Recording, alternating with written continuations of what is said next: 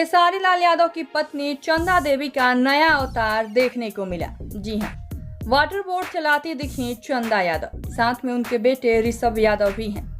चंदा काफी खुश नजर आ रही हैं। पहले आप ये पूरा वीडियो देखिए।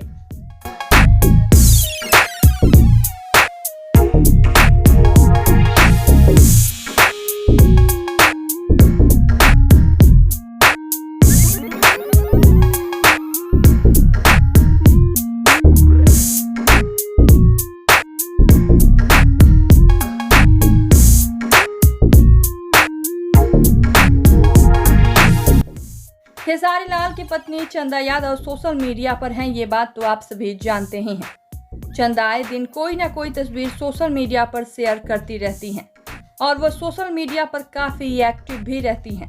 हाल ही में चंदा ने खेसारी और अपने बेटे ऋषभ की तस्वीर पोस्ट की है। चंदा भोजपुरी इंडस्ट्री के सुपरस्टार खेसारी लाल यादव की पत्नी है। बावजूद इसके वो काफी सादगी के साथ रहती हैं और यही बात सभी को सबसे अच्छी लगती है।